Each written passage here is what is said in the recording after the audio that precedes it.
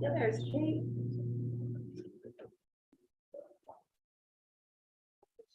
There's nobody. Right, where's Brad?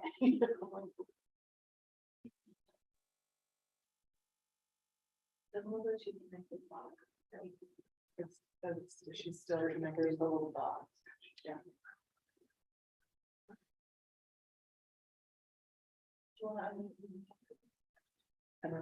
Kate, can you hear us?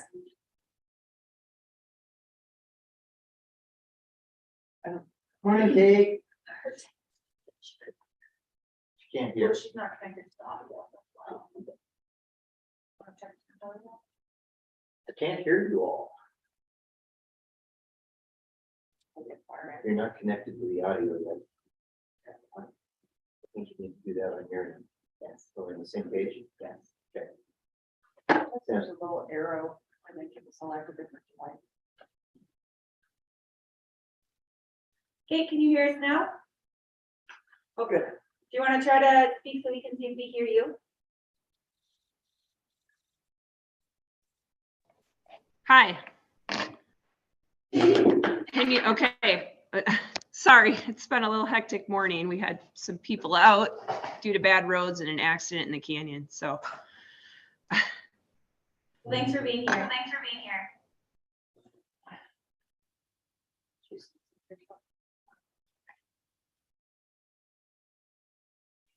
Kate, if we could have you mute to speak or mute to listen, unmute to speak. We'll play that game today, okay? We got a little feedback going on in here if you're unmuted. But we can hear you just fine. It's awesome. Okay, ladies and gentlemen, ready to go. Call this meeting of the Certification Standards and Practice Advisory Council for the Board of Public Education to order. First, please begin with the Pledge of Allegiance flag behind Ms. Paulson. I pledge allegiance to the flag of the United States of America and to the republic for which it stands, one nation, under God, indivisible, with liberty and justice for all.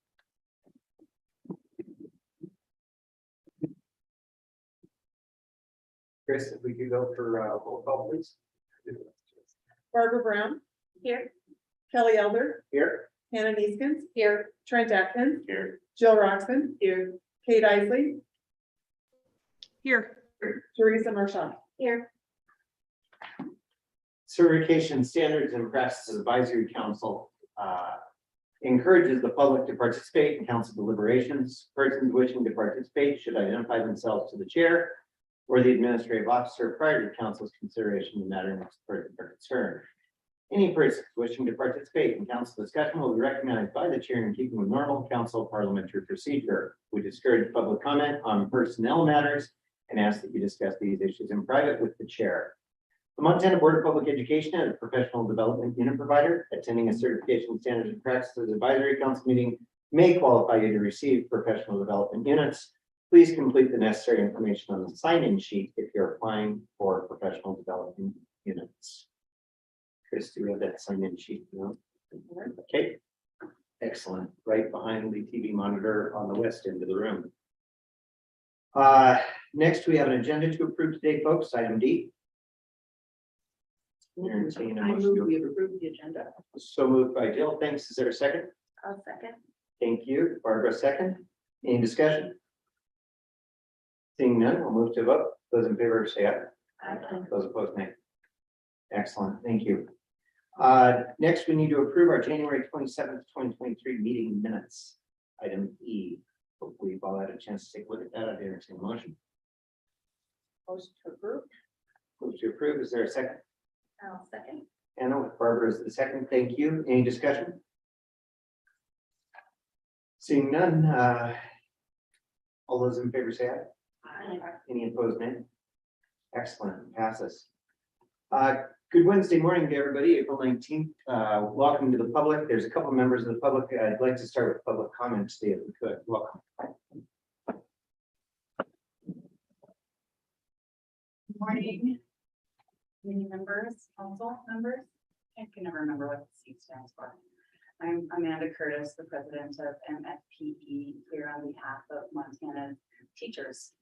Darn near every last one of Montana's teachers. And I appreciate the opportunity to give public comment at the beginning of this morning's meeting. Unfortunately, I'm having to do double duty between this and Senate Finance and Claims, where we have several important bills up. And so I'm not sure I'll be able to stay for the entirety of your agenda, which is why I especially appreciate being able to make this comment first. It is a sad day in Montana's history when the governor and the superintendent consider teacher voice to be red tape standing in the way of anything. And I think it's clear that this legislature intends to eliminate this council, and they think it's a travesty. Our members and Montana teachers and administrators have done an amazing job in giving the Board of Public Ed much needed, and up until this point, truly much appreciated advice and counsel on issues that are facing teachers in the classrooms, who are the professionals and the practitioners who are affected every single day by the decisions made by the Board of Public Education. I can't overemphasize how sad Montana's teachers think it is that the folks who are currently in political power feel like teacher voice is no longer needed in advisement of the board overseeing public education in Montana. I strongly urge and hope that the Board of Public Education will create an advisory committee just like this one, and we'll invite you all back to serve on it, because you especially have done an amazing job, and teachers who are in classrooms are very, very important to making and at least advising on these decisions. So I know that you are all going to go back to your classrooms and your jobs and continue to make a difference in the lives of kids and their families and your communities every single day. And I know that not coming to this meeting is not going to change that.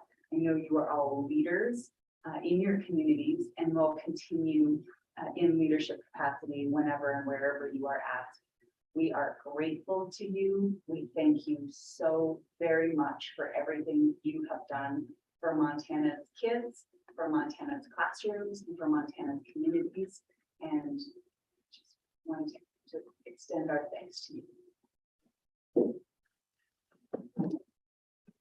Thank you, Amanda. Other public comment?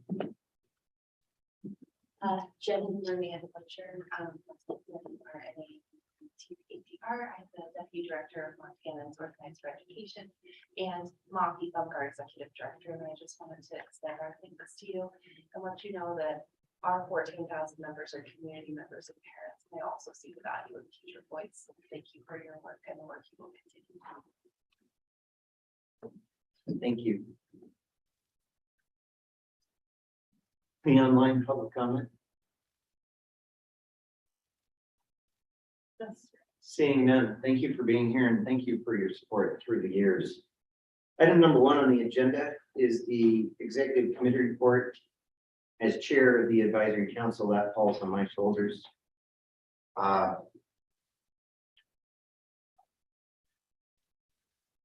It's an interesting day to come to read public participation for the final time. Council members, I appreciate your time and your energy. We stand on the shoulders, I think, of giants in education in Montana. This advisory council for decades has been not only the voice of professional educators and those in education. It's been a wonderful way for administrators and teachers alike to better understand education in the state of Montana and to go on to serve. I look at Board of Public Education members that have come through the advisory council. I think of leaders that I learned from, like retired now Superintendent Tammy Lacey, like Dr. Rob Watson, who continues to be a force of good for education in Montana. And it was hard hearing Amanda say council members today, because I really feel at this point we are just citizens of Montana. We are citizens of Montana who believe in kids, who believe in education, and who want to do what's right for the young people in this state.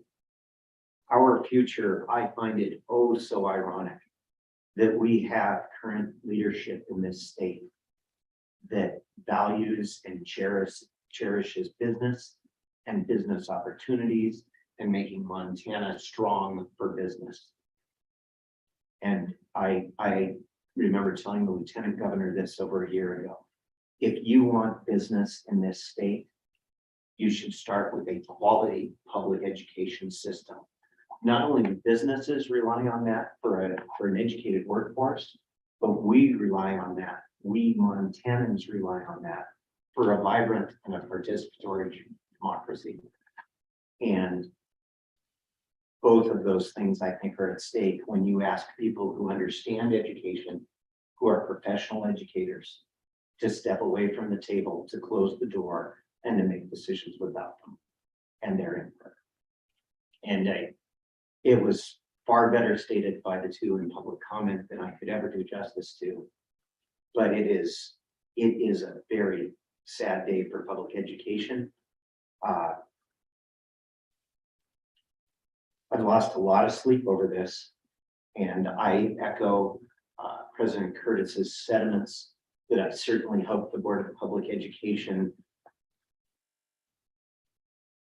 suggests or implements some type of advisory group.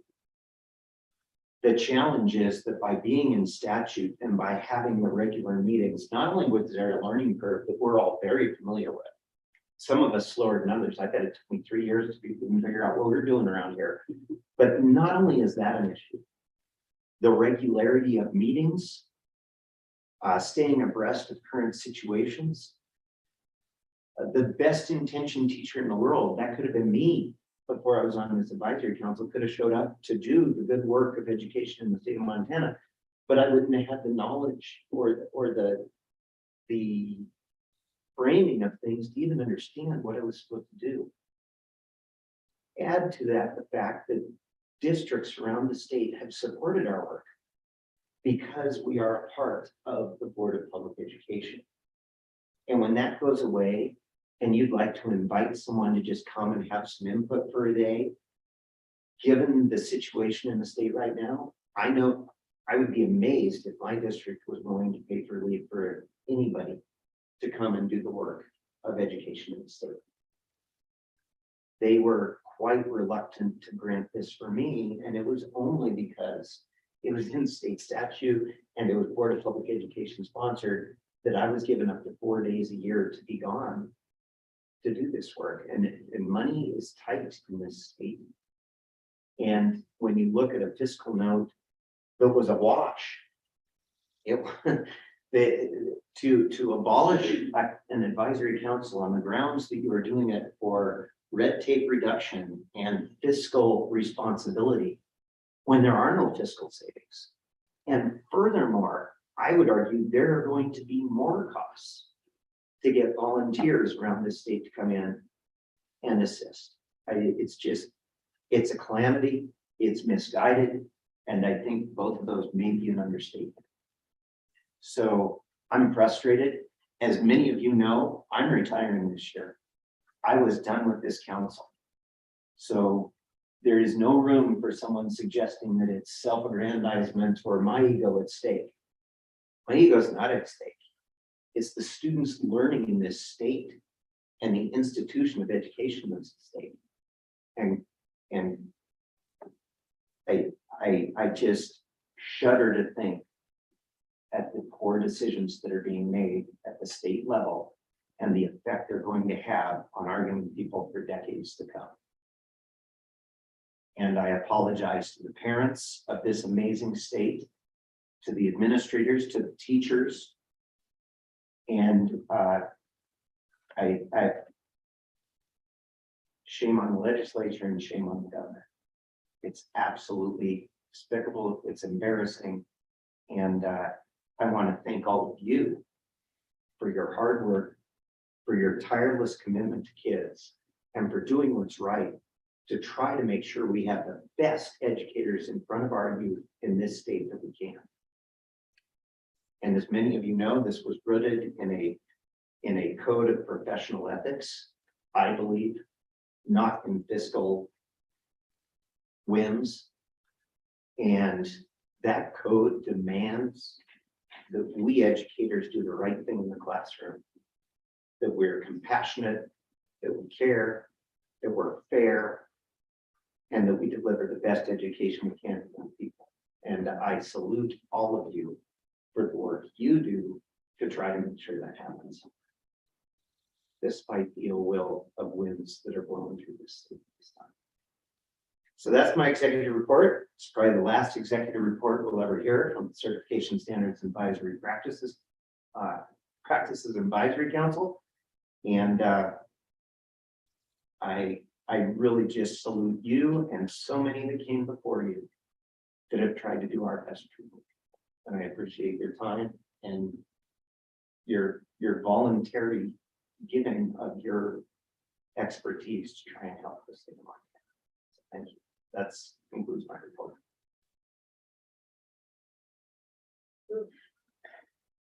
All of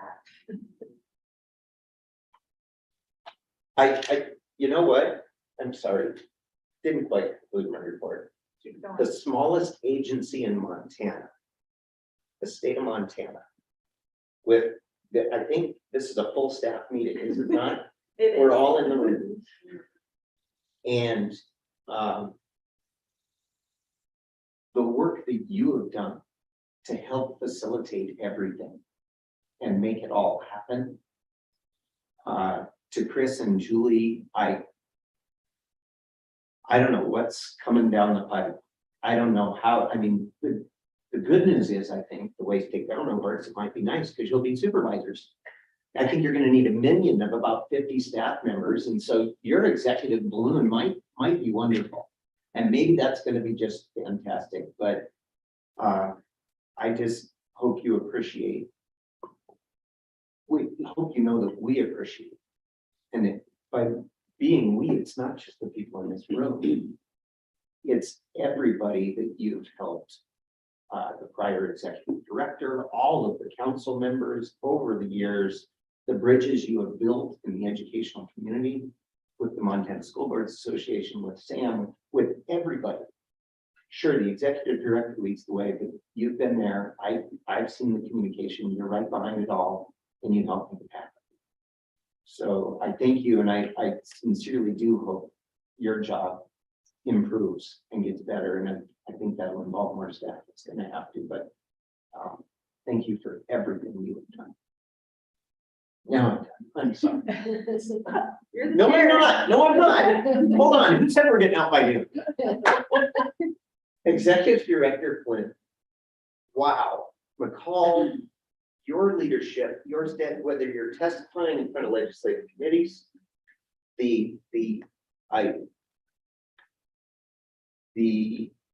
absolute adversarial position that you have been placed in this legislative session is completely unfair. And yet through it all, you have held your head high. You have maintained your stature and a composure that I'm in awe of, because I know darn well I couldn't do it. And your professionalism through and through is absolutely astounding. And there is nobody that could have better weathered this session as a brand new executive director. I don't think on the face of the earth than McCall. So I salute you and your work through and through. We'll try it a third time. Now I'm done. But thank you. I plan to give a quick update from the last Board of Public Education meeting. They also had a special meeting, so I'll kind of discuss what the purpose of those were. And before I say anything else, I do want to continue to thank MTSBA for allowing us to use this space. They've been so kind to us, and we feel a little displaced when we can't meet at the Capitol. So it's they really stepped up and allowed us to use this, and we're just really grateful for their good partnership and support, and grateful. I'll probably something I haven't shared, but after your comments, I feel compelled. I think, and Chris can attest to this, I think probably my first professional meltdown was when I saw this bill come forward, and I've had a lot of internal battles about, you know, just how positions can really make you, they really challenge your values and beliefs personally, and how you have to think really hard about what the end goal is. And that was probably the first time I had to really have one of those really deep, hard conversations, because that was the hill I was going to die on this session. And if I would have died on the hill, right? Like, the writing was on the wall. These things were moving forward. It wasn't going to do me, the board, CSPAC any good. And so I think that was probably the first really hard position I had to take. And, you know, I think I explained that to all of you in a way that, you know, the position I don't think was perfect, but given that it was a $0 fiscal note, given that the board still has the opportunity to, you know, continue on with this type of advocacy from professionals in the field, I feel like there is an opportunity to make sure that we continue the good work that you guys do. And I don't know what that looks like yet, and that's something that we're going to have to probably figure out sooner than later, given that there are a lot of different pieces of legislation that, you know, provide additional duties to the board. We're gonna need help. I mean, you heard from Kelly, there's 3 of us in our office, and we've been very busy, so that it's not like that is going away after the legislature leaves. So there may be an opportunity for us to reach back out to all of you, and I know we'll talk about this a little bit more when we talk about the advisory council recommendations from you all, but please do think about kind of different pieces and aspects of what you do now that you think need to continue, because that's going to be really helpful to us as staff as we try to figure out what this looks like to best support the board. So, all right, I'll get off that soapbox. So the Board of Public Ed did meet March 9th and 10th here in Helena. They received reports from Office of Public Instruction, Commissioner of Higher Education, our student representative, and many from the Office of Public Instruction. The board did take action on items pertaining to the Montana School for the Deaf and Blind, the new praxis scores, which you all provided a recommendation on. They did accept all of those recommendations. They approved the accreditation status of all schools. And probably most importantly, we finished up the accreditation standards. So Title 10, Chapter 55, the board had final approval then. Again, you guys provided a lot of recommendations to that as well. And that may be one thing that you guys will not miss, how long those recommendations took for each of the chapters that we've done the last couple of years. And just want to say thank you for that, because it really is helpful to have that information. The next regular Board of Public Education meeting is May 11th and 12th in Great Falls, Montana School for the Deaf and Blind. We always meet there in May. Additionally, on just last week, April 12th, the board held a special meeting to discuss a delayed effective date pertaining to Title 10, Chapter 55, specifically the graduation portion that included a new required half unit of civics or government and half unit of financial literacy or economics. We heard from some school districts in the Office of Public Instruction that it would likely be difficult for some of our juniors and seniors to fit that into their schedule or plan of study starting this year, given that that's likely already set in stone. So the board decided to make a narrow change to delay the effective date specific to 1055, 905, just those two sections, and I think it's 2C and 2H. To delay that to July 1, 2025, so just 2 years. But all other rules will go into effect July 1, 2023. And there were a lot of conversations, I'm sure you can probably speak to this better than I can, but for a lot of school districts, whenever they implement any graduation requirements over and above what the Board of Public Ed requires, they typically start those in the freshman class. We had a lot of discussions about that, but the board felt that, freshmen and sophomores probably have a lot more flexibility, whereas juniors and seniors wouldn't. So kind of splitting, putting it in the middle, because they also didn't want to delay it too long that, school districts wouldn't, they wanted school districts to kind of implement this sooner than later. Some may have the ability to do it this next year, but they wanted to also make sure that they were providing some flexibility. So that's going to be July 1, 2025 for that section. And then for a quick legislative update, you should be receiving my legislative bill tracker each week. I know that I usually highlight what our position is, where different bills are in the process.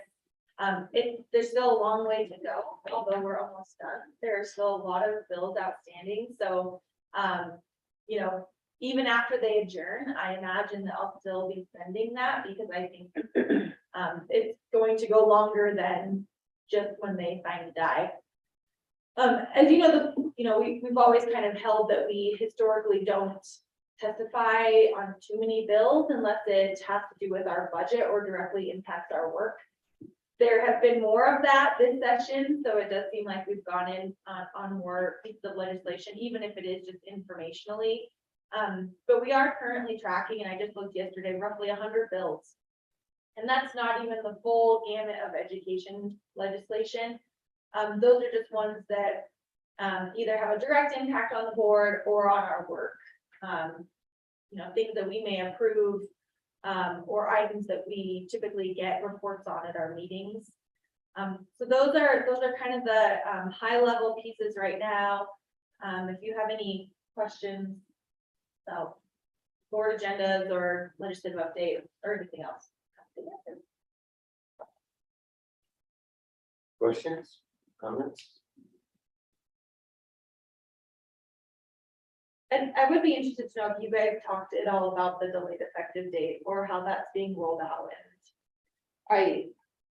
We have talked about it in our regional meeting, our mass regional meetings, and a number of schools were already prepared to have students graduate with these credits, but some were not. And it really had more to do with the personal finance class, the financial literacy class than anything else. Some districts had not yet figured out how they were going to teach that, whether it would be through math or through home economics teachers or social studies teachers or whatever. So I think it was primarily affecting smaller districts that have less staff. There are some opportunities to take that through MTDA, but those class sizes are limited. So I believe that was the biggest barrier to immediate implementation, where some districts just have not sorted through that yet. Can you tell us your story, Hannah? What was your district? So Where were they at? oddly enough, we already had the class, so it wasn't a big deal for us. It's part of our business department, so we have a class called personal finance, and it's actually a class that most of our students take anyways. So now it's just required, and we did have civics and government already, so that was not. We really had no transition whatsoever, other than to say now this is required classes. They're an elective. And to that point too, I think we were going through the research phase of the graduation requirements, and remember this also affects the basic offerings section of our rules. Although those do not, or that rule does not have a delayed effective date, so the school districts are still going to be required to offer it. It's just not going to impact graduates. But on that, when we were doing the research phase, only 5 school districts didn't have a course code that matched civics or government. So that was really, really minimal on the impact of who would have to provide a civics or government course. Financial literacy and economics was much higher. And I don't have the number for that, but I think a lot more school districts do in economics than they do a personal finance or a financial literacy. We have the standards though, so that's not going to be an issue. I'll add too that a lot of the school districts that had economics as an AP course, advanced placement, which is not appropriate for all students. The rigor of those courses is high. So I do think even the classes that had that code with an AP macro or microeconomics class, it wasn't appropriate for their entire student population. So they're perhaps having to add an additional class that has that same maybe criteria where it meets that course code requirement, but is more appropriate to the entire student population.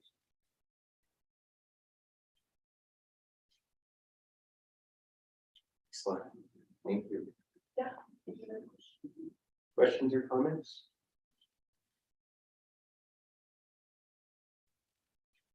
Okay, seeing none.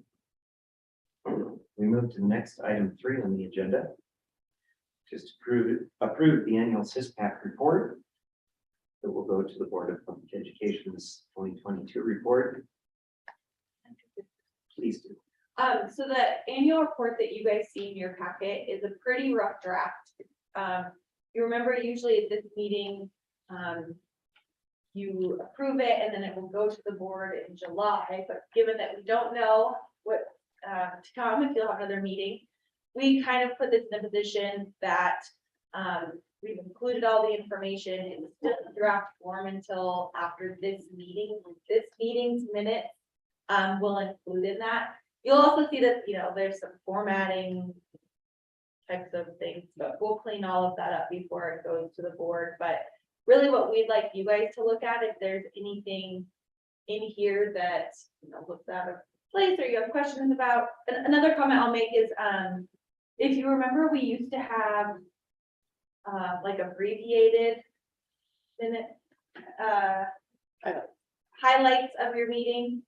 It kind of didn't make sense. It's just like more work that Julie had to do to take your minutes and then put it in a highlight. We just put your minutes in here. That seems to make more sense. So that'll be the only like major difference. Yeah. How will the minutes from this meeting be approved in order to be a part of this pack? We were hoping to, I mean, we can't, you all won't meet to approve them, but what we were hoping to do was to send them to Kelly and Teresa for their review and just let us know if they see any issues. We do our best to approve them and we'll include them, but we'll make clear at the bottom that they weren't approved by the full committee council. Do you have a suggestion other than that? I don't know. Just now dawned on me that could be a tricky thing. So I'm wondering, are there any allowances for email voting? And when is the actual final date for this group? Is it in July? The bill is effective immediately. Or no, it might be July 1. It's July 1, but it'd be prior to your board meeting. So I guess we could do a quick special meeting for you all to approve the minutes if you'd like to do that. I think that'd be good. That wouldn't be. Let's put a bow on it. Yeah, we can do that. And then you can actually see the final report as well. So you could approve the minutes. We could put them in the report, and then you could see that too. Do that, okay.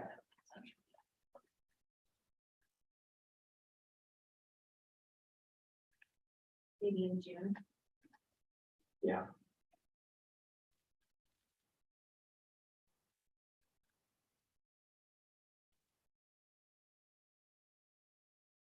Good point.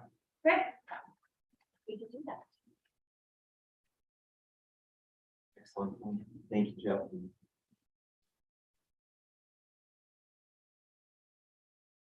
As I look through, I looked like a pretty standard review of what we've done, as noted, of course, the meeting that we just approved the minutes for, and yellow, we'll fix that. You can have an email vote from the current minutes. So that that's included in current. Well, we wouldn't do an email vote. I'm sorry, Yeah, Zoom vote, thank you.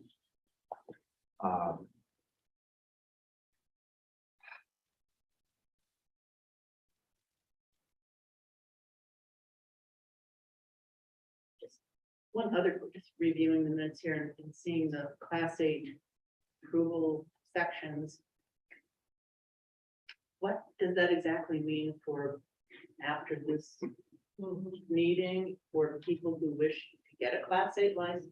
Will there be a delay in them getting that, or how would it work? well, that is a good question. We did bring that up to the board at our last meeting. I mean, that is written in our rules. So not even just statutes, that's written in chapter 57, that CSPAC is to review and make a recommendation on class 8 licenses.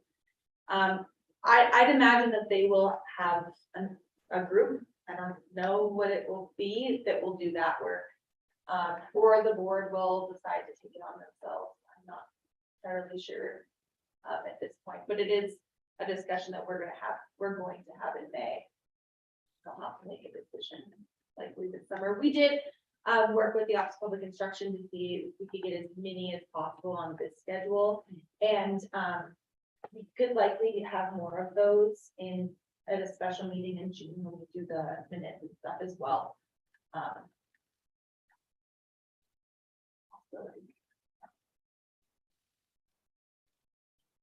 I just had a thought though.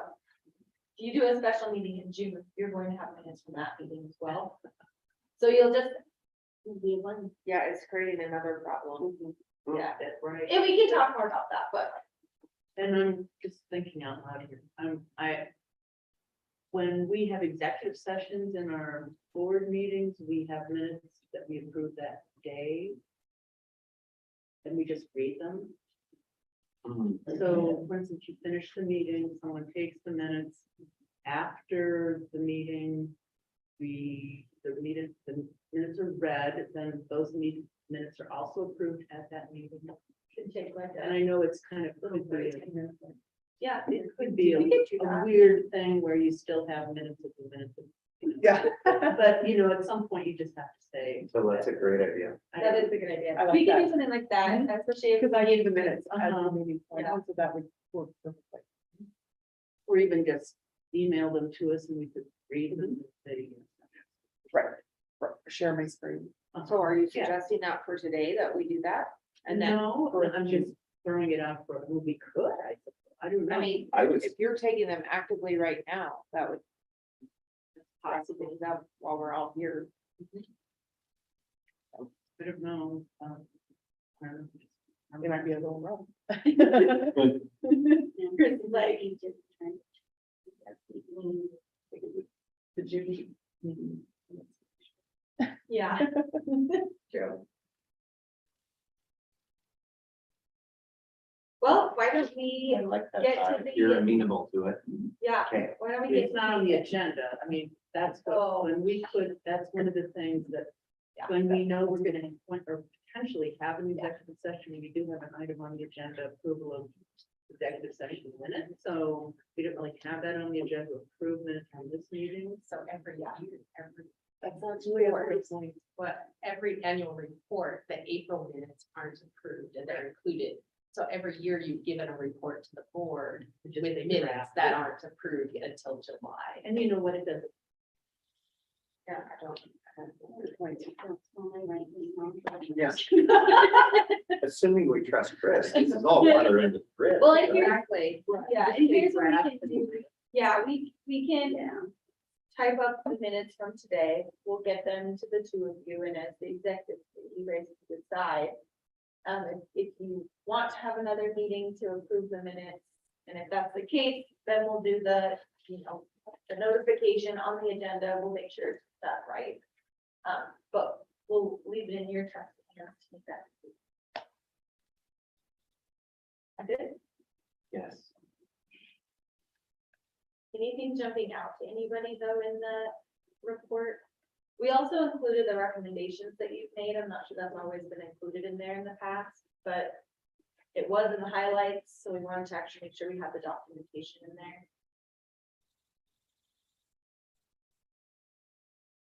Have another piece here. Mhm. Find my mind straying quite frequently to later agenda items, which is what recommendations we have for the future for the Board of Public Ed. Get started with our recommendation on early childhood education. I did that The first one. From October.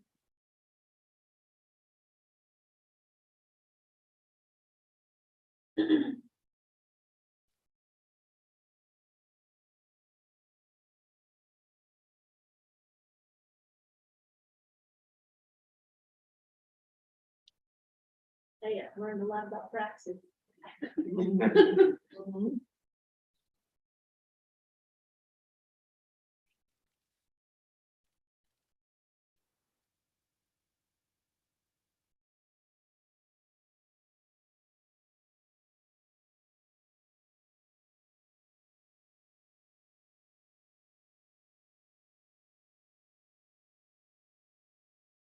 Fascinating too.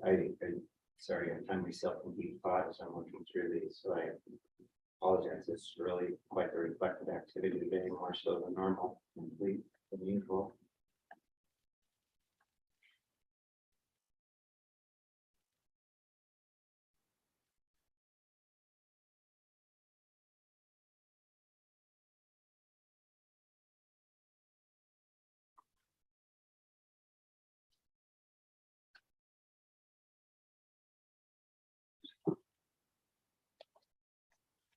Here, this is what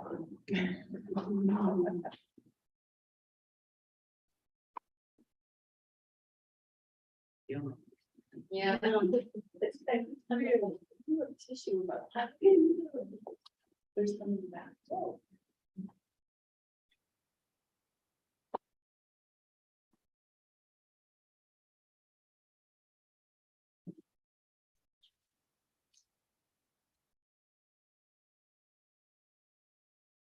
Good day, sir.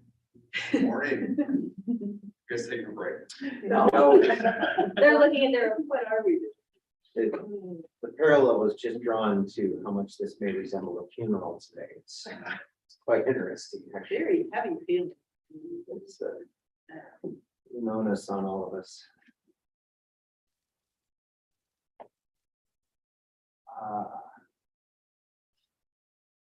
Looking through, I guess the draft report, I think the staff once again has done an excellent job. I certainly agree. The redundancy of having to summarize and do a bulleted list of talking points for given the minutes of every meeting during the year seems unnecessary, and this is great. I'm sorry we came up with it during our final session. Great adjustment to have been made. I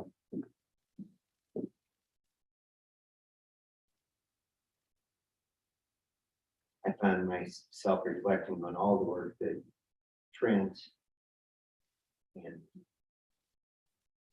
Don, who's currently leading the teachers in Great Falls, Dr. Watson, who just came in as a member of the public, former advisory council member, all the hard work and effort on the Montana Code of Ethics, some of which was ultimately adopted.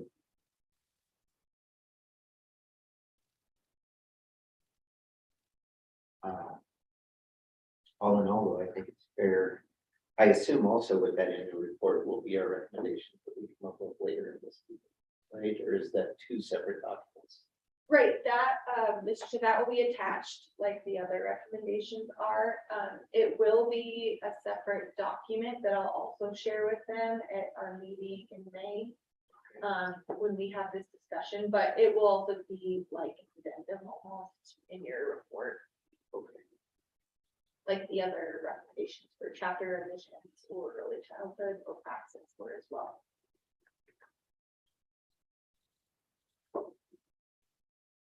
Are there any questions, comments, or otherwise on the on the annual report. I keyed in quite a bit on page 2 of the report there, where it looks at our goals, 22, 23.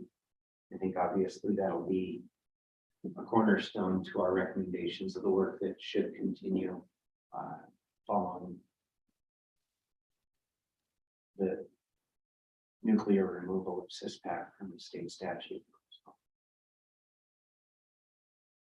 beyond that, I don't have any comments. I think we could have, if people are happy with it, I'd accept a motion to approve the annual report to the Board of Public Education as allowing that it may be refined and revised a bit here and cleaned up. Yes, is that the right word? Sure.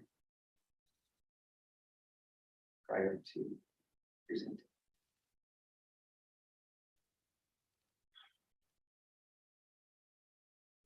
We approve the report to the Montana Board of Public Ed. Presented. So moved by Jill, is there a second? Second. Thank you, Hannah. It's been moved and seconded. Any discussion?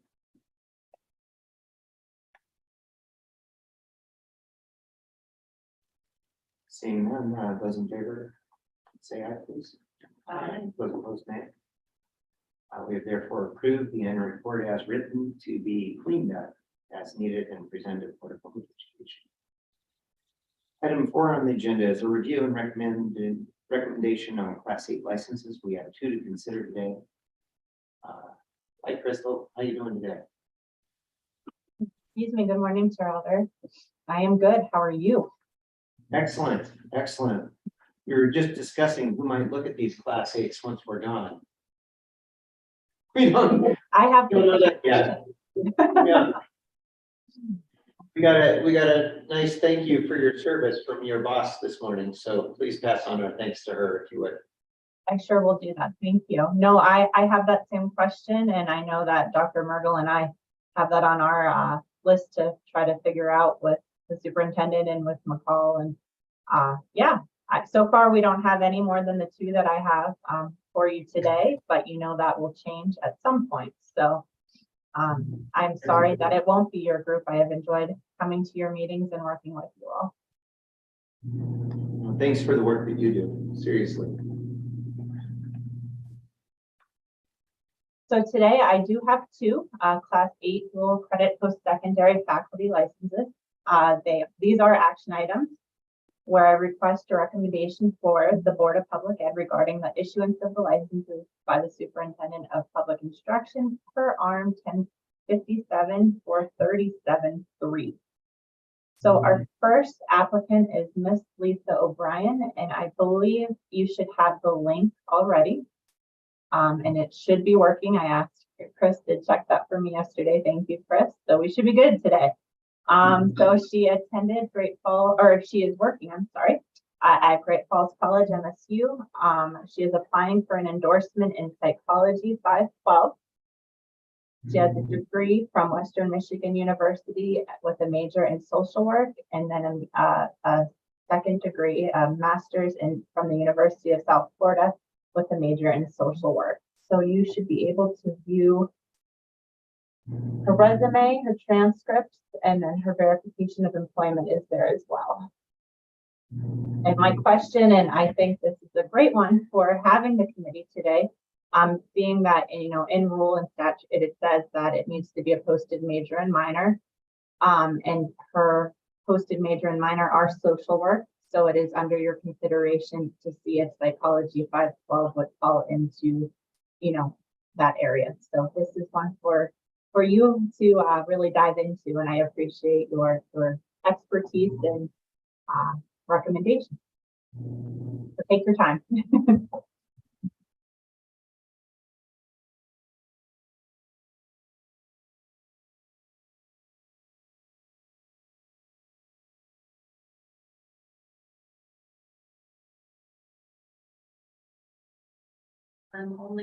Am I correct? I'm only seeing a general psychology class. That's all I was seeing too, and that was my question.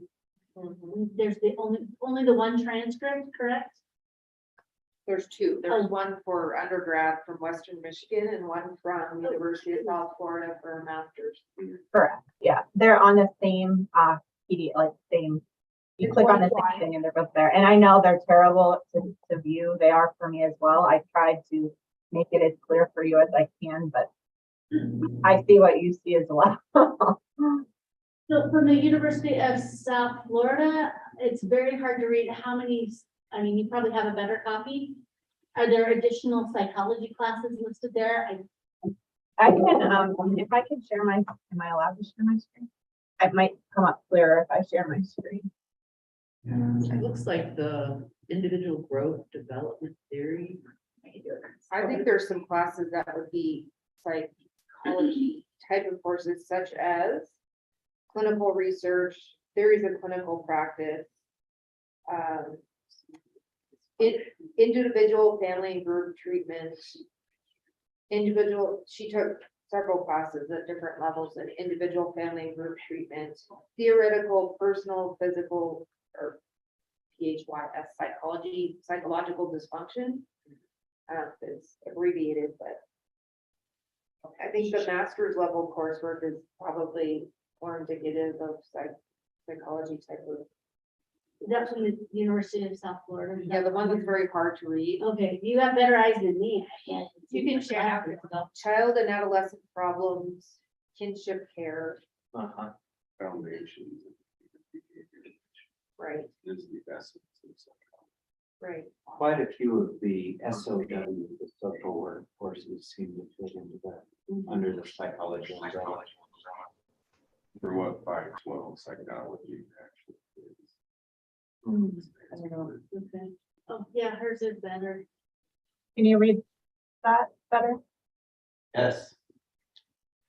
Yeah, I'm just having a bit of trouble with thinking about the parallels between social work and psychology, because I know my own training involved quite a lot of psychology classes through the years, so I feel like the types of things on my transcript, for instance, would be a lot more indicative of psychology. I'm not so- Social work is related, but when you look at theory of learning, behavior, and which I'm not sure whether social work, especially practical social work, which I guess I'm not as familiar with what types of courses that might be, but I'm not sure that they're exactly parallel. There's the last sheet too, which is the licensed addictions counselor supervision counseling summary from the benefits healthcare. So there was the 4 pages of transcripts plus that letter, which I think further addressed maybe what you're talking about, which is the practical piece of. And if you consider who can teach psychology in public schools, that would be broad field social studies, which might mean they took couple psychology I think classes. that's the boat I'm in, sir. And then psychology, you can get a standalone license in 512 psychology. Yeah, but you would still only take maybe 5 or 6 psychology classes. You know, to get that. Well, maybe you have to super. But for someone who can teach psychology, this person is probably more qualified than a lot of people who teach psychology. I do think, Trent, that's a good point. I know that I taught high school psychology for years. And I think my college transcripts, if I recall, I only put psychology 110, like intro level 5 credit course. So. And like I said, what you're actually teaching, and I actually took that like 72 years ago in high school, and I mean, it was pretty, I mean, it's like not even psych 101. I mean, it's like. First, I think this is fine. Then I feel comfortable making a motion to recommend approval of Lisa O'Brien for a Class 8 license in psychology 512. Second. It's been moved and seconded. Is there any discussion? Seeing none, we'll vote on a class 8 license for Lisa O'Brien to teach psychology grades 5 through 12. All those in favor respond by saying aye. Aye. Those opposed, nay. It was unanimous.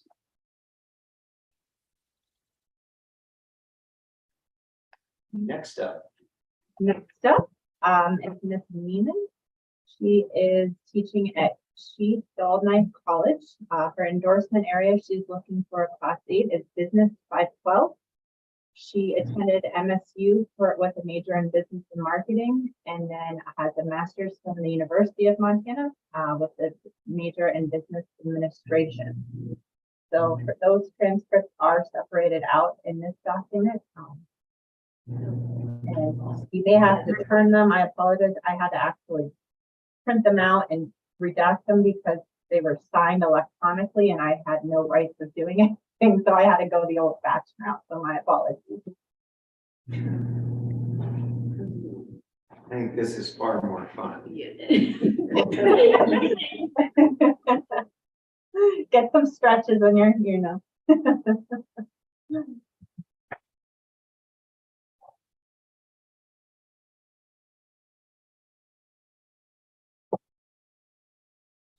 It seems fairly clear. It's clear.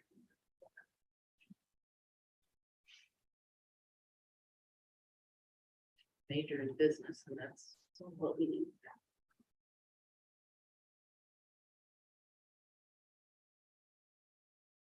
Okay. I would move we approve class 8 licensure for Sabrina Lynn Botich in business. Going by name. And Botich, Mary's name, Neiman. Excellent. Is there, thank you, Jill. Is there a second? I'll second.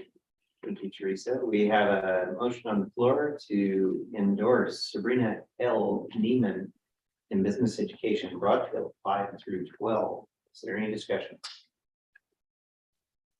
Seeing none, those in favor respond by saying aye. Aye. And those opposed, nay. Once again, unanimous consent. Thank you. Thanks, Crystal. Thank you, Chair Elder. Hope to our paths cross with you all at another time. And thank you again for all that you've done and helped me through in the beginnings. You kind of helped me when I started out in this position. So it's been wonderful working with you all, and I'm sure this won't be the last we see of each other. So thank you again. Have a wonderful day and keep warm. It's chilly out there. It sure is. Bye-bye. Okay. How we doing, folks? You want a quick break? Like a 2-minute one. 2-minute break? Okay, pastry run, break, 2 minutes. Reconvene.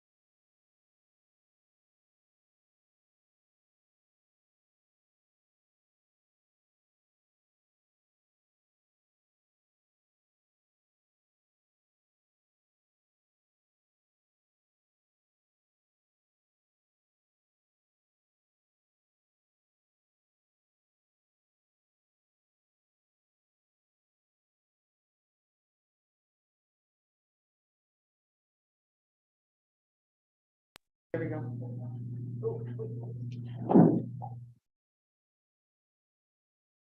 I'd like to call this meeting back to order, the Certification Standards and Practices Advisory Council meeting. We just finished item 4. We're now to item 5 of the agenda.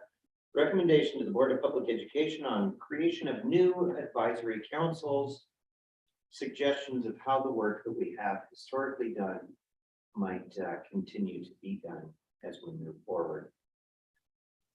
I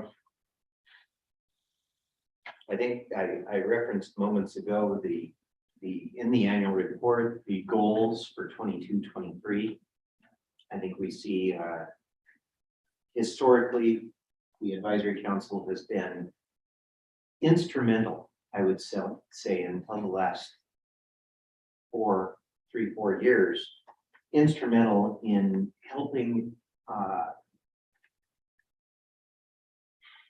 consider from an educational perspective and make recommendations to the Board of Public Education on revisions and the work that needs done in maintaining the currency of chapters 55, 57, and 58.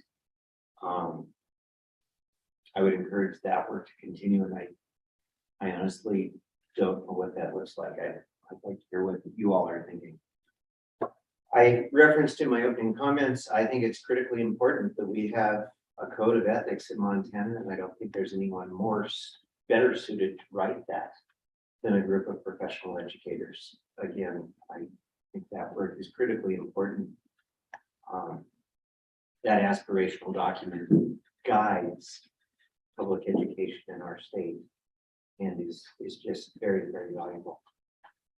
Class 8 licensure, certainly given the teaching shortage that we currently face, the difficult times that we're having in hiring qualified professional educators, the Class 8, I think, has become even more important in recent years, and to deal with those applications in an efficient, effective, fair manner is critically important, and I think that work needs to continue. And as we just heard from Crystal, they're not sure how they're going to move forward. So if anyone in the room has ideas on that, I would love to deal with those responses or maybe include that. Chair Elder, may I ask a question? Absolutely. So, Director Flynn, this is directed at you. Does the Board of Public Education have the ability to form their own committees independent of the legislature? Kate, sorry, you may have to mute my response for the feedback. Thank you. The Board of Public Education does have the authority based on language that's in statute. I think it's 215.15.22, 215.122 MCA, which allows the board to create advisory councils. So yes, there's no limit on how many we can create, nor does it say what they have to be created for, rather than just to support the board. And can they appoint people not on the Board of Public Education? Correct. So I guess my recommendation would be that the Board of Public Education use that authority they have and maybe follow similar guidelines that are already in place and just call it something different. That would be my suggestion.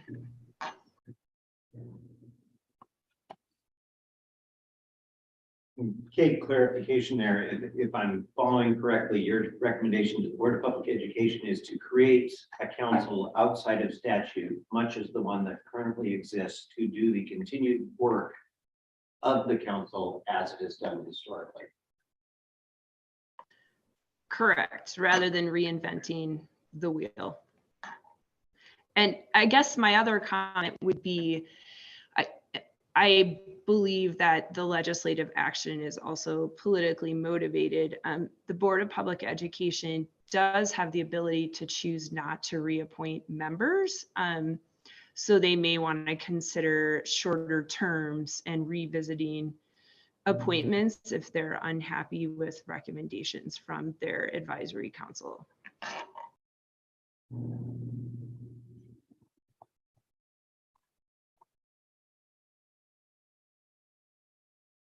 That's a question about that. Absolutely. Would you also have recommendations about membership? Okay. Yeah, Jill, I mean, it seems like it should be similar. I know we talked about at an earlier meeting, you know, there is a lot of increased pressure, I think, statewide and nationally for giving parents a voice. And so maybe it would behoove the Board of Public Education to include parents of elementary, middle, and high school students potentially, or something like that, who have a desire to have input. As well as the educators' representation as well. Correct. I mean, it seems like the representation we have right now, you know, we've talked about this internally, that we represent teachers and educators and professionals from across the state. So my recommendation would be to keep the same sort of educator makeup, board of trustee rep and educator preparation person representative, and maybe a parent representative. I would like to suggest an early childhood representative. That was a priority that came out of our October meeting and a recommendation from CSPAC, especially if the third grade literacy bill is passed by the current legislature. I think having an early childhood rep would round out the committee. We would have someone, you know, suggest someone from higher ed all the way down to early child. The other thing, I think historically, we had MFP represented this morning with Amanda Curtis. We have, and I keep just thinking it's Monty Funk's group, but Jenny, what's the name of your? It's at Montana's Organized for Education. We call it MOPI. Okay, Montana's Organized for Education. That group obviously concerned about young people in the future. We have the Montana School Boards Association, School Administrators in Montana. I guess if we're broadening out to parents, I would see maybe a representative from all aspects and education stakeholders, collective maybe. Those groups historically, those professional organizations centered around education have been frequent participants in advisory council discussions, in helping inform us.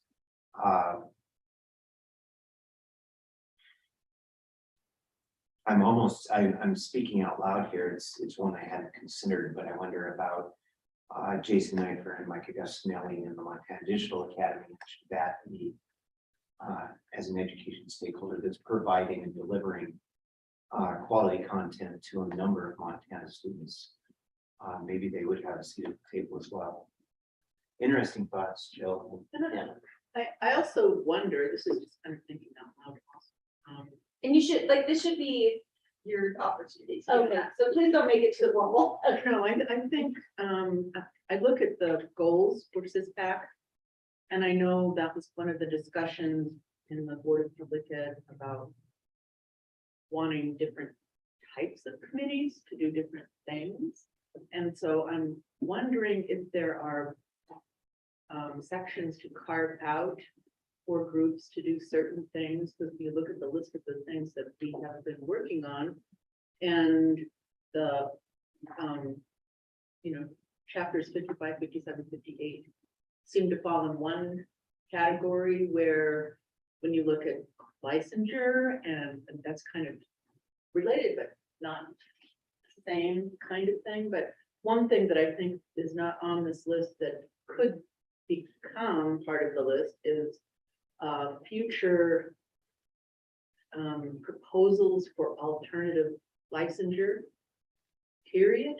Different ways to get teaching, different ways to certify people to be teachers, and not just the class 8, but just teaching license in general. And so I'm wondering if are there two different types of groups, that different types of people might be best to tackle.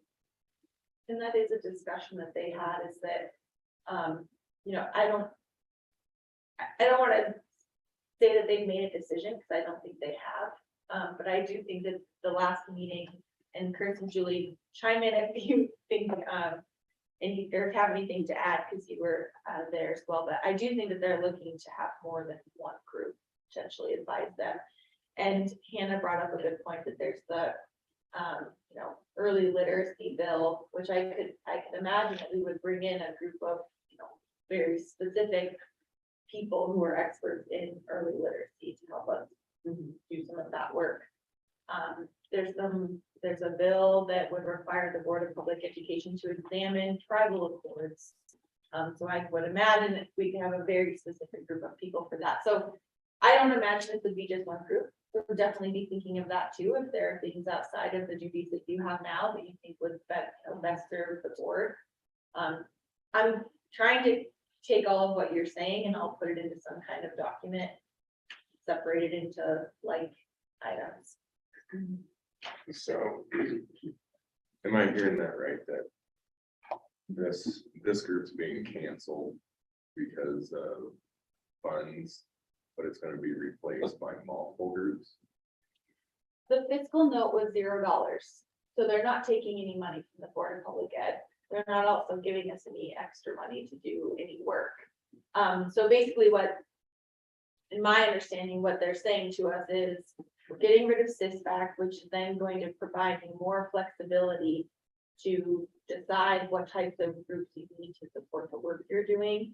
I should also tell you, in some of these bills, the two that I just mentioned, we asked for additional money to be able to convene groups, to travel, to do those sorts of things outside of what the funding is for this group. Because we do think that they will end up being slightly different and have different roles. There will be some groups that are ongoing. There will be some that just help us get legislation off the ground. I think it's going to be various. It'll be varied in the approach. Yeah. It is challenging to feel compelled to give advice.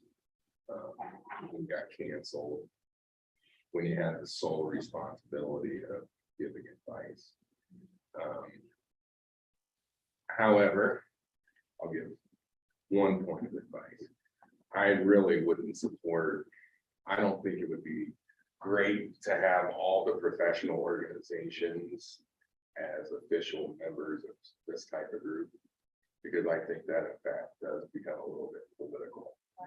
What I don't think is political is having pre-K 12 educators giving advice to the Board of Public Ed, which is what this group is. I guess maybe the biggest exception, because I'm from higher ed, I do find that is probably valuable for the group, for people who are involved in preparing teachers. But I think the most important representation is that in all my work in education for 20 years, it's rare for me to sit at the table with licensed, active educators and administrators and have conversations. So I find that the most valuable, and I also find it the most ironic part of this group being canceled. I would add to that, I had highlighted, Trent, that one of the things we did was met annually with the Board of Public Education, which gave the education practitioners a chance to visit with members of the board, many of, historically, to be fair, many of whom have been professional educators themselves. They may be retired, they may be nearing, but they have been primarily educators, so that there was a common language. It was easy to connect through one meeting because we had that shared professional experience as a background. That's not required with the Board of Public Education, and if the Board of Public Education shifts away from that historical precedence of being primarily educators, that could be incredibly problematic, I think. Suddenly, Or if the state superintendent is not an educator, which that bill in the legislature allows for that. but well. Excellent point, Hannah, absolutely. So that's one concern I have. The other annual meeting we have is we have an annual meeting with the Council of Deans. And the Council of Deans are at the institutions that are preparing teachers. They're the education preparation programs. And those EPPs, during my tenure on this advisory council, there was a time where our communication wasn't as strong with the Council of Deans. And it really caused some friction within the group. We as CSPAC weren't headed in the way the deans were thinking we should be going. And due to a lack of communication. So Trent, I have seen your involvement on this council incredibly valuable and incredibly important in a very informal manner, in that I'm confident the Council of Deans and the people in academia, for lack of a better term, are on the same page as the people on the ground in the classrooms or in administration. And so I love what you've said, and I don't know how that's one of those things. I see it as a huge investment of time, money, and resources to continue to have those inroads between critical players in education. Oh, and I think all the professional organizations, I mean, that's what they do, is advocate and are involved in politics. Higher education, you know, is involved in the legislative process in a variety of ways. But, and maybe I'm just wrong here, but K-12 teachers and administrators being part of a group, that's irreplaceable. And if anything, there should be more of those folks, you know, advising all of us, you know, and how we're doing teaching and learning in public schools. And I wouldn't even be opposed to that also being purposefully represented private teachers and administrators who work in the private schools, because I think those conversations might also be valuable for people to just have a conversation, because, you know, the trajectory of education in Montana is probably going to change dramatically. That might be good for us all to be having conversations. One of the thoughts I keep coming back to is the idea of the purpose of the groups providing advice to the Board of Public Ed. And I'm struggling with the idea, is it better to, it's kind of like, do you have a generalist approach or a specialist approach? And by having many groups that only attack one narrow subject, you were going to get, I mean, I guess it's kind of the idea of divide and conquer, that if we have small work groups attacking only one problem, and should you have a Board of Public Ed that are not educators necessarily, it could be problematic in that the interests of public ed could be lost if you begin to take a specialist approach to problems. So I guess I'm struggling with the practicality of having several groups attack small problems versus the idea of a more generalist group that can oversee and provide advice on many different areas. And I think that's one of the strengths of this group. And I know I'm just a new member, but seeing the diversity of the group and the topics that it tackles, that having, if they have small groups, I think there still would be a value in having a more generalist group that may make those connections with the various, you know, the deans and Board of Public Ed specifically from those as well. So I'm not sure that that is something that we could really, you know, come to a conclusion about, but I see some dangers in not having at least one general approach group may want also specific groups, but I see a value in having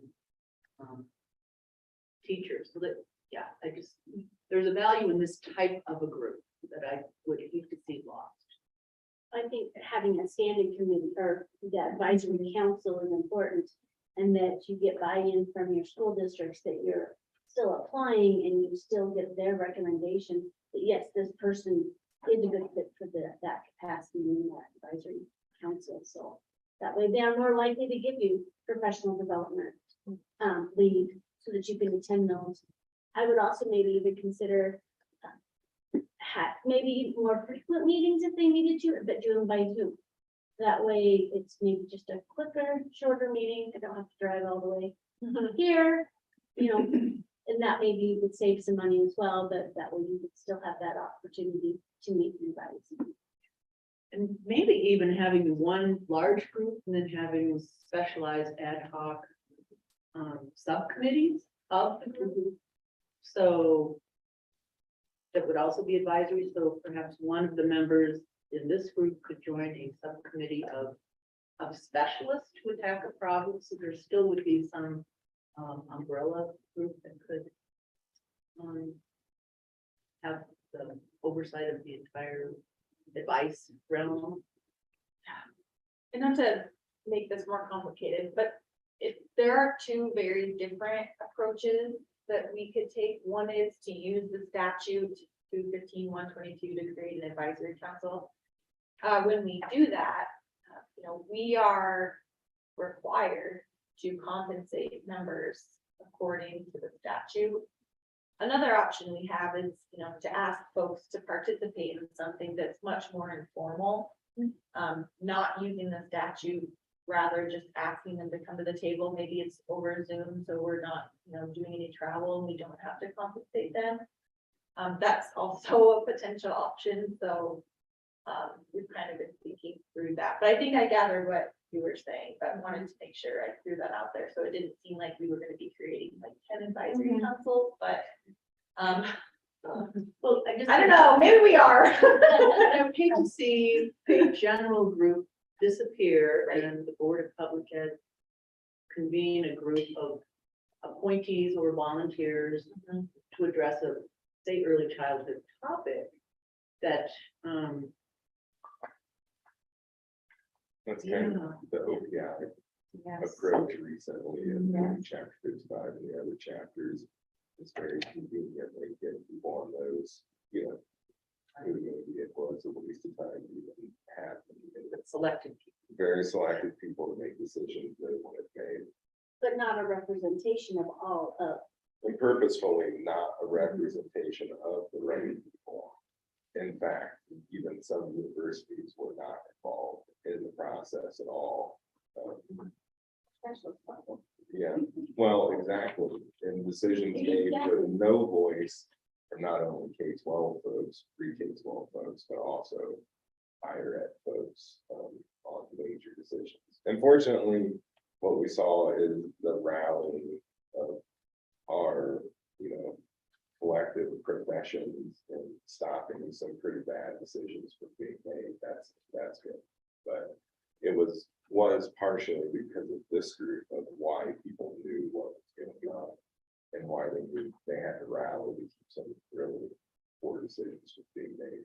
But point being, it's hard to be accused of playing politics when like all decisions you see being made right now with OPI are political. Not even trying to hide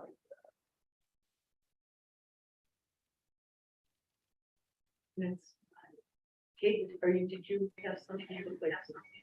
I just had a couple of thoughts listening to everybody talk. I think it's important to maintain more of a standing committee with generalists. Part of it is, I think you lose continuity in the connection between the group and the decision making. And then the thing with maybe standing committees that form and dissolve, aside from potential bias and who's on there, I think it's hard to recruit people. And I guess I was thinking about that in terms of the Praxis administration, and they were paying teachers to come and take their praxis and how few people they were able to get to do that, to assess tests. So I think if you go also, that kind of ties into like an informal approach. I think it's gonna be harder to get people to volunteer because you may not necessarily be able to get release time, and you would have to do meetings outside of school hours, because we're all in school. And if it's just informal and volunteer, your administrator, your district may not give you the release time. Points.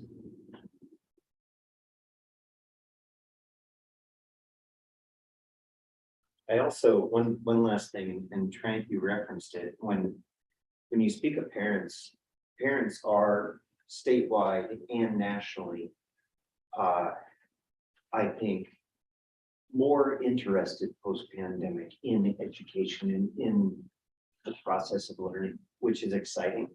But I also, as Trent referenced, this group historically has been professional educators in the classroom. And based upon that, I think I would include parents in the same group as the professional organizations that maybe not at the table on continued involvement. Because that does shift in a huge way the focus of what the work has been as a group of professional educators in education in the city. You know, in the history of special education, parents are why special education exists ultimately. So, I mean, their voice can't be overlooked. You know, I know some people don't probably like this opinion, but that's okay. But you know, the voice of school choice, like if those things are going to happen in our state, why aren't we all talking about the pros and cons? And you know what I mean? And so those voices, and I think parent voices in that conversation are huge. I mean, that's also why school choice things exist, because parents want choices. So just, you know, those voices are important to me.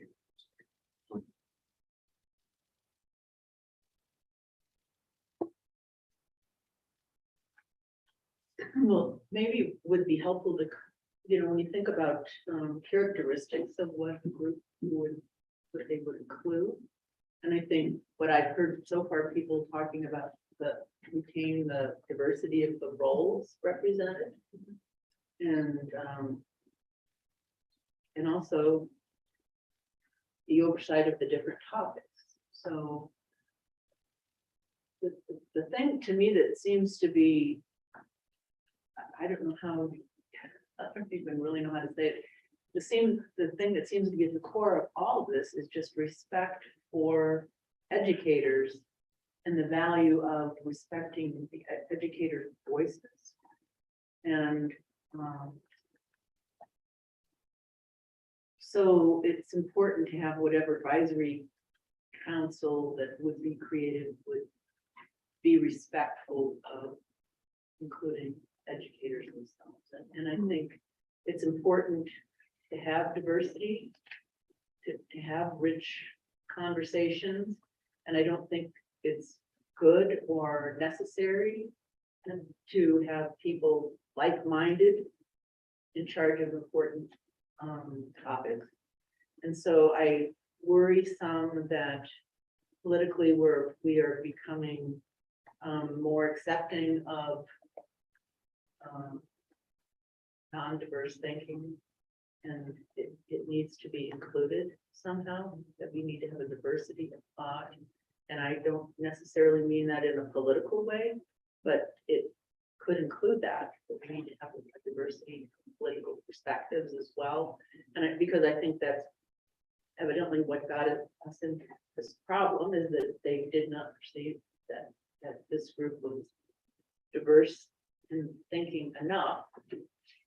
I don't believe that to be true necessarily, because I feel like this is a very, very diverse group. And the difference is people that are actually performing the work versus people who are judging the work. And I think we need to have people included that are performing the work and not just made up of people who are judging. So I don't know if I really, it's difficult to put into words because it's such a kind of fuzzy area. But I do have concerns about monolithic thinking around education. And I do believe that school choice is in our future. And probably pretty immediately. And we've got to listen to the voices of everyone. And just because we've been doing things a certain way for so long does not mean that that is the way we need to do it for the future. So I think we all can fall into comfort zones and make recommendations for the future based on patterns of the past. And we need to have advisors who are forward thinking, able to be flexible, and looking at the needs of our kids at the state. I think that's one area that seems to really be not being talked about much is we need to have people who are knowledgeable about the needs of kids.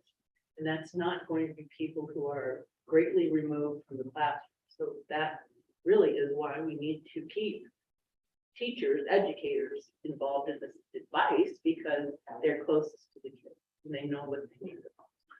So that needs to be, I think, my opinion, top of the list. That whatever kind of advisory council is created for the future, that it needs to put kids' needs at the top. Thank you, Joe.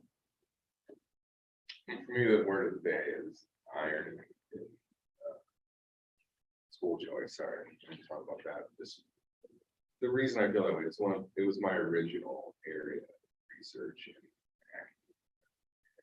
the reason I pursued school choice, it was in the context of alternative schools, which is a form of school choice. And really, they're no different than charter schools.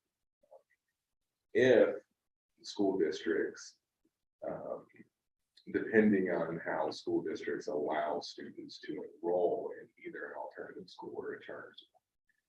Here's the irony. The reason I became involved in that was due to equity issues. Because I thought it was an issue of equity that so many kids in special ed were being failed by our traditional system of special ed. And I started to look at alternative schools as another mechanism for meeting their needs. Once again, equity. I also see that with charter schools, you know, whether we're talking about equity for students or families, it's meeting the needs of students. And I think school districts could have played a little more defense on this, what's probably going to be happening in the future and I know Rob did this in Missoula, kind of starting kind of alternative systems where there are a variety of different options for students. And I really think school districts ought to be thinking about that. But at the end of the day, I just wanted to provide some context of why my thinking about school choice is a little different, because it's always been about equity. So. I think as we look toward the future and, you know, again, just look, we have maintained a fairly traditional approach to education in the state, and looking toward the future, we really do need to think different. And so we need to have some, you know, advisory councils that are able to think different and look toward the future and not make decisions based on what has happened, but look at what needs to happen for our kids. And I feel like it's, yeah, so often we struggle to maintain what we have, but that's through history. I think educators have been forced, especially financially, to fight for what there is, because we've had an entire lifetime of trying to hang on to what we have financially. And we've not really ever been able to look at what we would like to do and what needs to be done with an eye toward the future, because we've always been put in the position of just hanging on to what we have. And it's, I think we're being, education in Montana as a construct is being blamed for faulty systems when it's unfair in that we've really never been given the resources to look beyond what is, you know, we don't have money to imagine what we need and do that.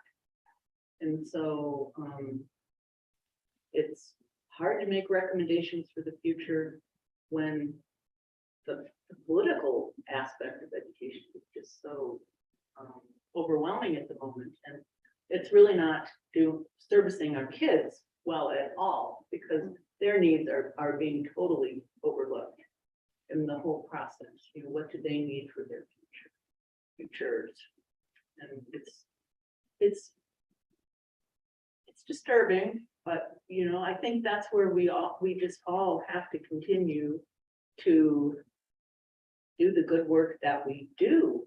And it's so easy to become hopeless and, you know, to feel like there's no point in so much, in that if we don't continue to have the hope and do the work, then that is bad for our kids. But they need to have people in the classroom that are hopeful for futures and for their future, and not to be feeling like you're having things imposed on you, things done to you all the time. And that's what it feels like, I think, for many educators. And that's why so many people are leaving the field, is they feel like everything's being done to them and they don't have any opportunities to be hopeful about the future and propose solutions to problems and be creative in thinking. So I don't know how you make a recommendation for advisory groups for that, but it's just a general comment and concern.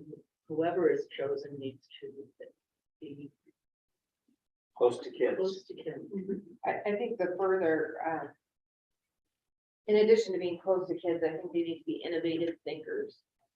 I think the future of education is requiring educators to be innovative, and that's different than being a different iteration of education. I think education by and large up until COVID hadn't really significantly changed in decades. The models of what we were doing in school. I think COVID forced a lot of changes very fast that had to happen and caused educators to have to innovate, which was a good thing in some ways. And I think the changes that are coming, such as school choice and charter schools and those sorts of things, should drive some additional innovation. And so I think that, you know, as you're looking for a group of people to advise that process, I think they need to be future thinkers, you know, what's coming and how to be innovative, how to be really thinking along the lines of how can this look different, not just a reinvented version of what we're already doing. Potential and possibilities, I think. Public comments. I'd love to hear from the public if you're in the room or online and have any thoughts about this. Many of the council members are you know, we're wrestling with it. We're trying to figure it out. Does anyone in the room have any thoughts you can share with us?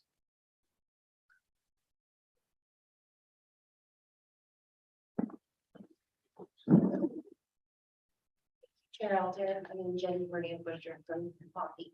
I guess just listening to you talk, I know that having professional organizations as seated members on the council, I agree might be political. But one great thing about CSPAC is that your meetings are public.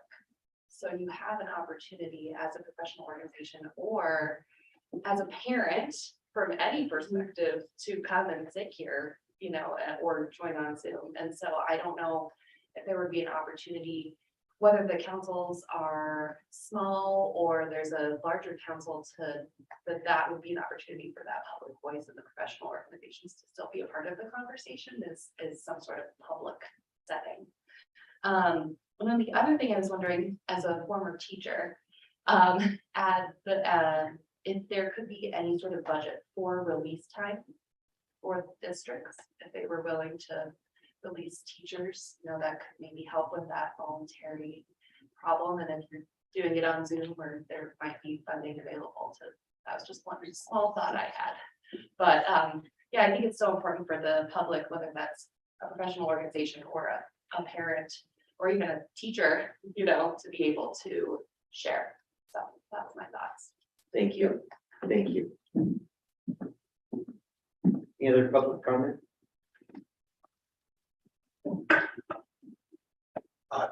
Thank you. For the record, Rob Watson, School Administrators of Montana. What I think has to be portrayed to the board of Public Ed, is sort of the authenticity of this group. This pretty unique in terms of, it's already been mentioned, the diversity of this group. The types of things that you all discuss is not really happening anywhere else.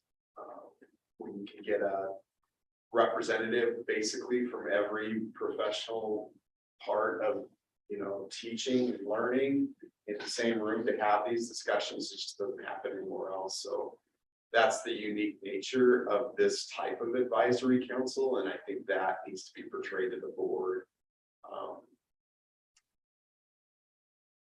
Other than process and procedure, I think a standing committee always helps things get off the ground.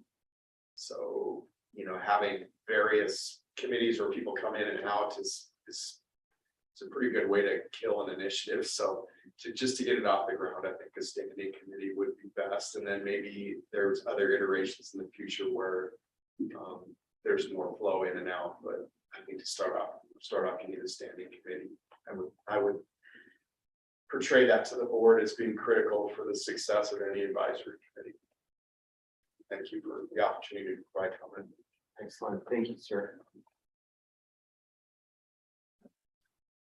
Thoughts? Any other thoughts? How can we apply? You'll be the first ones to know.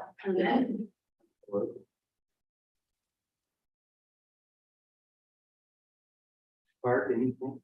I always look forward to quiet leaders, just set the record straight. This is, it's a hard day.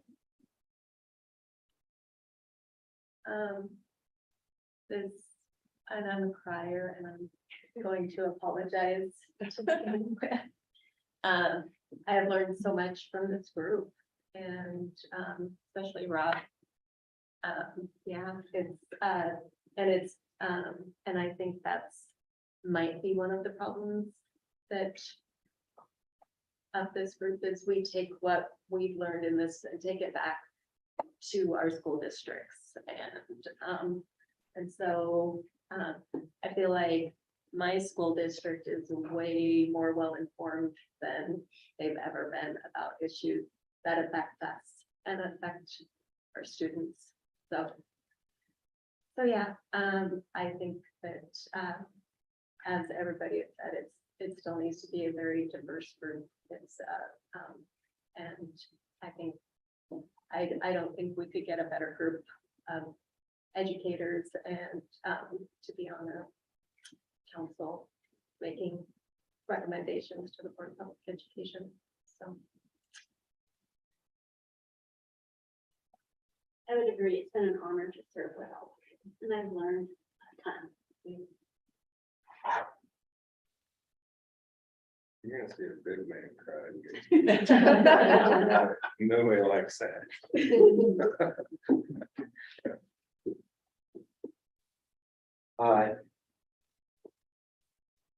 McCall and Julie and Chris. Is this what you envisioned with this discussion? Is this, did we give you fodder to coalesce and mesh and mold and present to BP? I have almost a whole page of thoughts and comments based on. I think any of us would be happy to visit with members of the board if they have questions or. Yeah.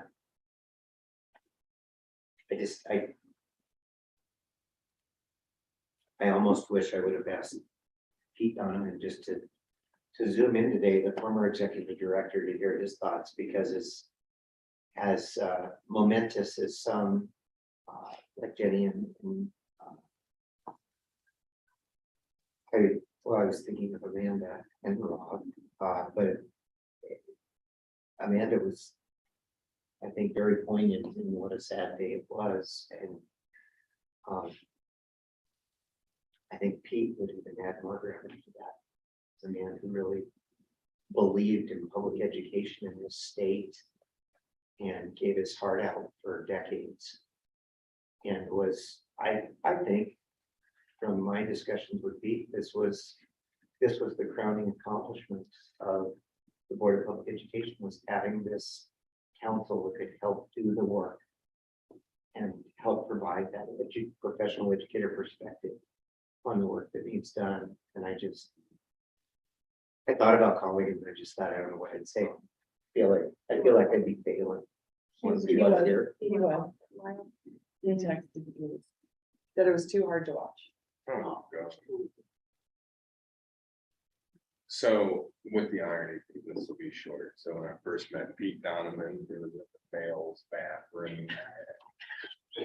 What was your trend? And an HEC meeting. And it was 2005. I was in a higher ed. And Pete was there. I don't know, it's Chico, Red Lodge, one of those places. But he was in there. I didn't know. But he's in there, and we were talking about accreditation. I started saying how stupid I thought accreditation was.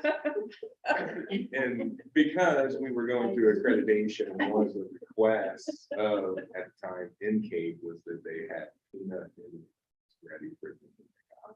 And I just thought it was so ridiculous that they were stressing us out. But their biggest concern is peanut M&Ms. I'm not kidding. That used to be very true. So I'm telling Pete Donovan how it's done. Really, accreditation is done. I mean, he's like, really? Like, so for like 10 years, I was always so embarrassed to see Pete because I had no idea this is what he did. And he was then fast forward, and I was director of accreditation for 12 years. So there's and maybe professional growth. So I'm glad Pete was. Yes, indeed. I never apologize.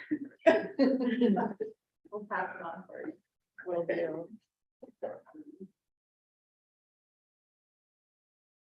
do. Any other comments before leaving item 5, recommendations for public education?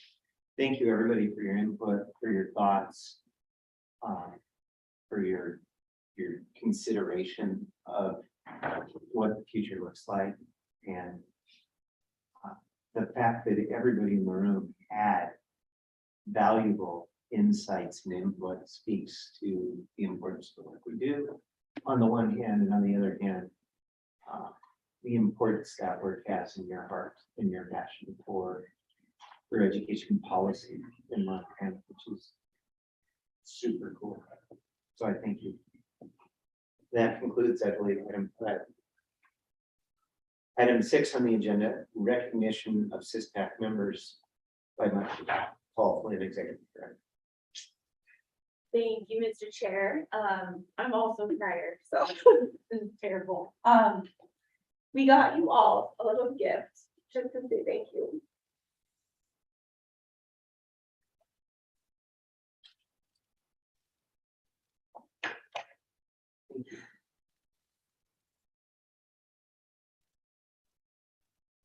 I think being public service is a good job. And you guys do not get the recognition you deserve.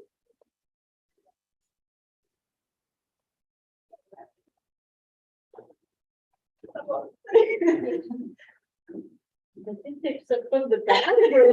Oh, God. That's clean.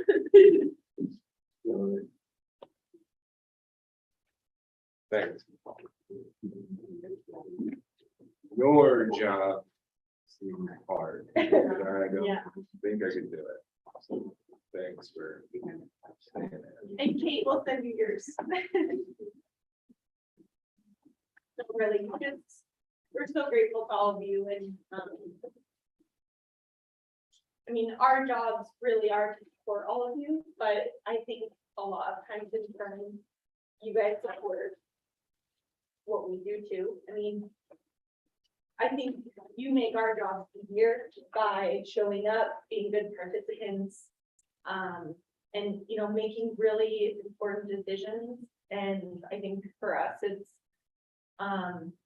we just really value all of you for coming to the table. And like I said, being good public servants, I think really hard to do today. And, I would say that for our legislators too. I think it's a thankless job. And we don't say thank you enough, and we don't value people who put themselves out there and volunteer their time enough.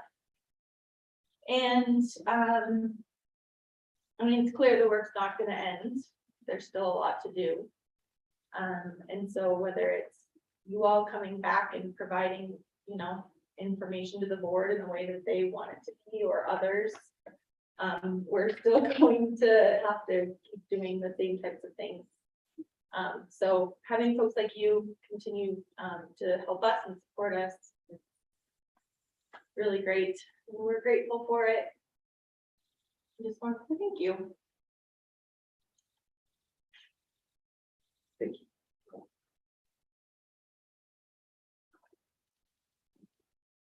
Next item on the agenda, public comment. Dr. Watson. Thank you. Sorry, I wasn't here at the start. Did you have public comment at the start as well? Sorry about that. Yeah, I probably should have talked before McCall being your executive director, should definitely have the final word on this, but I'll just be real brief. As I said before, that this is a really unique group, and it's something to be treasured. I have a deep appreciation for the process that that's been instilled in statute and now is being removed from statute, but I do have an appreciation for the process of bringing together this diverse group. I think it's amazing because I also sit on a diverse group in my current role. You know, I meet frequently with MTSBA and QEC and MFPE, and what's amazing is we sit in a similar room like this and have discussions, but they're not as good as your discussions because, quite frankly, we're pulled in 1,000 different political directions, and you all are not. You're here to be just voices from the field, and that's the intention of this group. It's amazing to me that we could establish in the legislature that there would be a red tape reduction act that would remove voices from the field.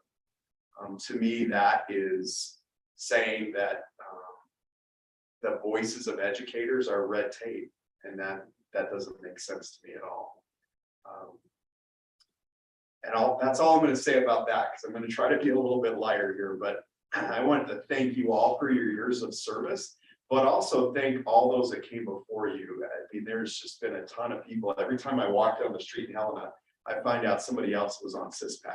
It's like a who's who of important people, and I think that's something to be said for that. But many came before you, and I just think it's amazing that this group has come together in the end. And if this is the end of, I guess, CSPAC, this is a good group to have that ending.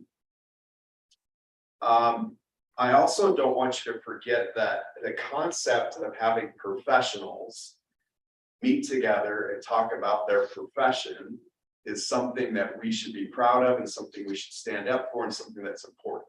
I don't know any professional organization in our country that doesn't have a group of professionals talking and making decisions, providing advice. Doctors, lawyers, dental hygienists, doesn't matter who they are, they all have a group of professionals that are working in the field, that are meeting together to talk about the field and give advice. So that's something that I hope we can continue under the Board of Public Ed, because I think it's critically important. As McCall said, the work is not less, it's getting more with the legislation that's been introduced. So I think there'll be plenty to do for an advisory committee. I also like to believe that that just because somebody says you're dead, you're not really dead. And I'm going to give you some examples. Just off the top of my head here. So Dr. Spock died in Star Trek 2, but he came back to life in Star Trek 4. And then I just Googled it. I guess Harry Potter died at one point, but then came back to life. I think that I don't watch the Game of Thrones, but somebody named Jon Snow died and then came back to life. When I was a kid, JR got shot and then he came back on the next season. So I just think that there's a whole notion of turning a corner here and perhaps moving on to something that's even better than we currently have. It's already been said. I mean, I think this is an opportunity. When one door closes, another one opens. This is an opportunity to continue your participation. I don't believe this concept of voices from the field is dead. I think it's more alive than ever, and we need voices from the field to keep being part of these important decisions. So with that, I'm optimistic, and I know that McCall and her staff are the right folks to be involved and have these important discussions with the Board of Public Ed. I think you're going to have some friendly ears on the Board of Public Ed. I will be there to advocate for you to transform this into something that perhaps is better than we currently have. But I don't want it ever to lose that voice from the field, which is critically important to me. So thank you for your service. Thank you, sir. You're not dead yet.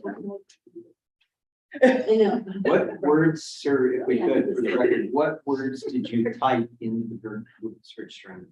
Characters who died and then came back to life. CSPAC to the list. Okay, ladies and gentlemen, anything else before we adjourn? Thank you for your service. Thank you for your time. Travel safely. Is there a motion to adjourn? It's been moved by Jill. Is there a second?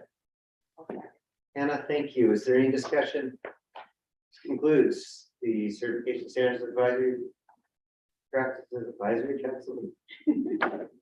Thank you. Too emotional for goodbyes.